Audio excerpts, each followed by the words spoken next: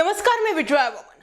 समजून घेणं गरजेचं आहे की असं काय घडलेलं आहे की ज्यामुळे जरांगेंच्या विरोधात जे अगोदर त्यांना सपोर्ट करत होते ते विरोधात गेलेत।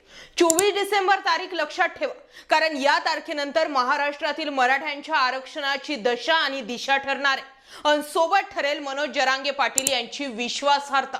मनोज जरांगे पाटील यांनी सरकारला मराठा आरक्षणाबाबत 24 डिसेंबर पर्यंतचा अल्टिमेटम दिला।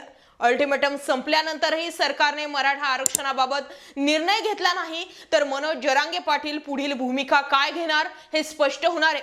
आता हा झाला एक भाग। दुसरीकडे मनोज जरांगे पाटील यांच्या स्वतःच्या विश्वासार्हतेसाठी ही पुढील आंदोलन हे महत्त्वाचं ठरणार आहे। गेल्या दोन्ही आंदोलनात जरांगे पाटील यांच्या पदरात काही ठोस पडलं असं म्हणता येणार नाही। त्यामुळेच की काय आता तिसऱ्यांदा आंदोलन करण्याची वेळ जरांगे पाटलांवरती आली आहे। याही वेळेस सरकार बरोबर तह करण्यात जरांगे पाटील कमी पडले तर अप्रत्यक्षरित्या जरांगे पाटलांवरील लोकांचा विश्वास काहीसा डळमळीत होऊ शकतो। जे अण्णा हजारेंचं झालं तेच जरांगेंचं होणार की काय अशी ही शंका आहे। जरांगे पाटलांच्या विश्वासार्हतेविषयीची शंका निर्माण होण्यास राज ठाकरे यांनी नुकतंच खतपाणी दिलंय आणि त्यांचं ते एक विधान या मुद्द्याला अधोरेखित करतंय। राज ठाकरे नुकतेच ठाणे दौऱ्यावर होते। त्यावेळी पत्रकारांनी त्यांना जरांगे पाटलांवर प्रश्न विचारायला सुरुवात केली। मनोज जरांगे पाटलांनी सरकारला 24 डिसेंबर पर्यंत मुदत दिली, त्याबद्दल आपलं मत काय असा प्रश्न विचारताच राज ठाकरेंनी जरांगेंवर एका प्रकारे मिश्किल टीकाच केली। 24 डिसेंबर नंतर जरांगे पाटील सांता क्लॉज बनणार आहेत का आणि मग ते मुंबईला येणार आहेत का असं बोलून त्यांनी हळूहळू सर्व समोर येईल आंदोलनात जरांगे पाटील स्वतः आहेत की त्यांच्या मागे अजून कोणी आहे अशी शंकाही ठाकरे यांनी उपस्थित केली आहे। राज ठाकरे स्वतःकडे काही इनपुट असल्याशिवाय बोलत नाही असं देखील म्हटलं जातं। त्यामुळे जरांगे पाटील हे केवळ बोलवते धनी आहेत, करता करविता कोणी दुसराच असल्याचा त्यांना म्हणायचं आहे असं देखील आता वेगळे काही प्रश्न जे आहेत ते राज ठाकरेंच्या बोलण्यातून निर्माण होतात। निवडणुकीच्या तोंडावर आरक्षणासाठी मराठा आणि ओबीसी वाद सुरू होतात, आंदोलन मोर्चे निघतात। हे वाटतं तेवढं साधं आणि सरळ दिसत नसल्याचंही राज ठाकरेंनी म्हटलंय। आज बच्चू कडू सुद्धा तेच म्हटलंय। जरांगे पाटलांमागे अदृश्य शक्ती असल्याचं बोललं जातंय तर दुसरीकडे या सर्वांमागे शरद पवार असल्याची देखील एकीकडे आता चर्चा सुरू झाली आहे। मनोज जरांगे पाटील हे शरद पवार यांचे प्यादे असल्याचं बोललं जातंय। या चर्चेला खुद्द शरद पवार यांनीच आता हवा दिली। मी कुठेही नसलो तरी मी सर्व ठिकाणी असल्याचं नुकतंच एक विधान शरद पवार यांनी केलंय। त्यामुळे नेमकं पवारांना काय सूचित करायचं आहे म्हणजे राज्यात जे काही आरक्षणावरून वादंग सुरू आहे त्यामागे सुद्धा शरद पवारच आहेत की काय असा प्रश्न यातून निर्माण होत आहे।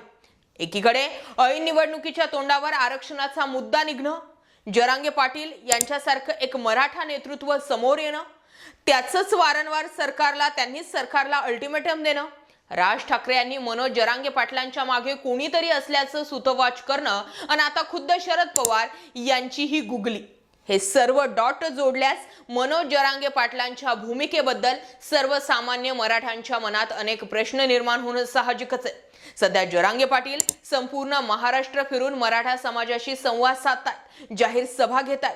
24 डिसेंबर पर्यंत सरकारने आरक्षणाबद्दल निर्णय घेतल्यास ठीक, परंतु तसा निर्णय नाही आला तर मग आंदोलनाची पुढची दिशा काय ठेवायची याबाबत आतापासूनच रणनीती आखण्यात येत आहे।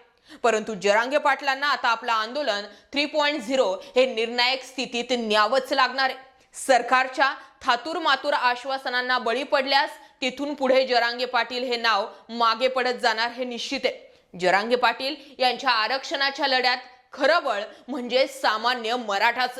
जर तेच जरांगे पाटलांपासून दूर गेले तर पुन्हा मराठा आरक्षणाची लढाई अधांतरी राहणार यात आता शंका नाहीये। परंतु जरांगे पाटलांनी सुद्धा सांगितले, बोलून चालून काही जरी झालं तरी माझ्या जातीशी मी गद्दारी होऊ देणार नाहीये।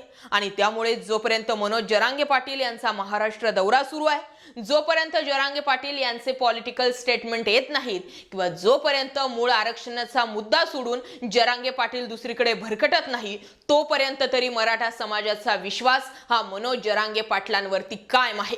बाकी यामागे पॉलिटिकल गेम जरी झाला तरी सुद्धा सर्वात जास्त विश्वासार्हता जर कोणी गमावून बसेल तर ते मनोज जरांगे पाटील असतील। आणि जर मराठा समाजाला सरसकट आरक्षण मिळालं तर भूतो ना भविष्यती अशी परिस्थिती निर्माण होऊन कायमस्वरूपीसाठी परमनंट मराठा नेता म्हणून मनोज जरांगे पाटील समोर येतील।